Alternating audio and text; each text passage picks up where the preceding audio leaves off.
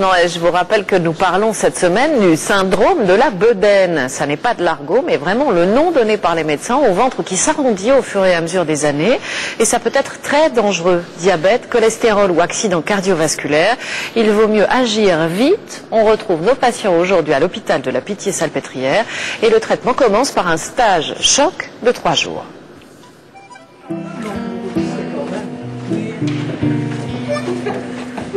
Rendez-vous à l'hôpital pour y passer 3 jours. Objectif, tour de taille à corriger. Diététique et activité physique, un stage, unique en son genre.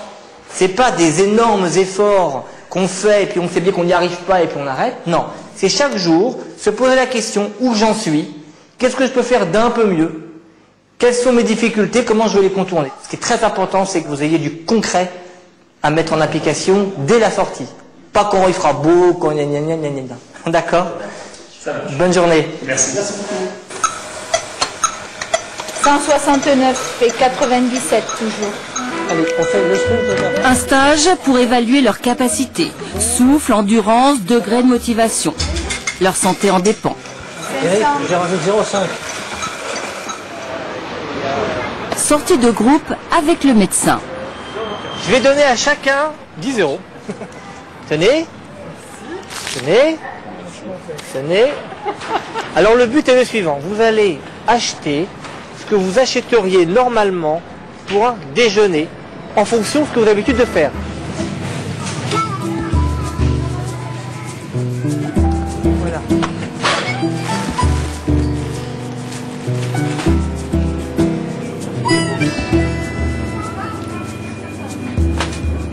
Première règle, c'est de choisir des plats cuisinés à moins de 5% de lipides. 2,9 grammes pour 100 grammes. 100 grammes. Vous avez fait un bon choix. 4,9. Vous voyez, on est pile à la limite. Moi 5,7. Deuxième règle possible, c'est qu'il y ait plus de protéines que de lipides. Regardez si c'est le cas dans vos plats cuisinés. Plus de protéines que de lipides. Bon choix. Vous voyez que vous êtes bien sorti spontanément. Ce qu'il faut savoir, c'est qu'il y a beaucoup de plats cuisinés qui, si on ne fait pas attention, sont beaucoup plus gras que cela. Direction les laitages. Ici la règle, pas plus de 2% de matière grasse. Les pièges, le yaourt grec et le velouté. On est à 10%. On est à près de 10 fois plus que le yaourt nature classique. Ah oui. Pour moi c'est la même chose entre manger un yaourt grec, bon c'est léger, c'est sympa, ou un yaourt nature, c'est un peu pareil. Là j'ai 10 fois plus de graisse, enfin c'est quelque chose qui est... Un fois plus gras. Il est bon. Tout à fait. Oui. Mais les fois plus gras que yaourt nature. Oui, d'accord. C'est tout à fait possible de consommer ça. Oui, simplement, faut le savoir. Il faut le savoir Voilà. et pas considérer qu'on mange un yaourt nature classique. Hein. Tout à fait. Et vous composez votre petite salade. Retour à l'hôpital, petit détour par les cuisines avec Fabienne, la diététicienne. Donc les petites billes, je vous ai dit, c'était de la mozzarella.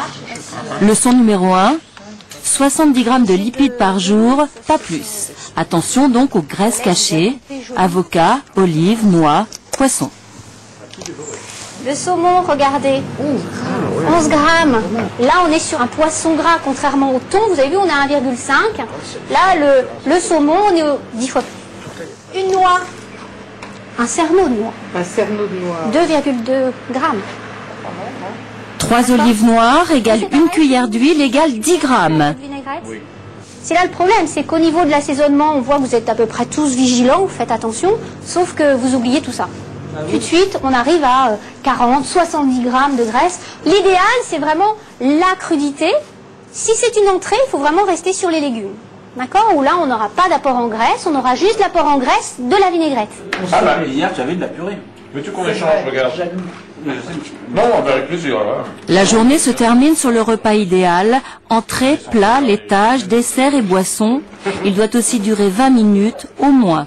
Alors pourquoi vous n'avez plus faim? Pourquoi? Parce que j'ai pris le temps de manger et le temps de mastiquer. Vous voyez qu'avec un repas équilibré, si on prend un peu de temps pour manger, 20 minutes, eh bien, même vous n'avez plus faim. Je ne peux pas finir le pain, pourtant je finis toujours mon pain et le fruit, je me sens pas de le manger tout de suite. C'est une bonne leçon? Ça, c'est une très bonne leçon, ouais. Les stagiaires vont passer leur première nuit à l'hôpital. Demain, ils devront trouver l'activité physique la mieux adaptée à chacun. Serrez vos ceintures et un feuilleton signé José Blanc-Lapierre, Mathieu Nivenglowski, Jacques Bignon, Isabelle Tartakovsky. La suite, bien sûr, demain.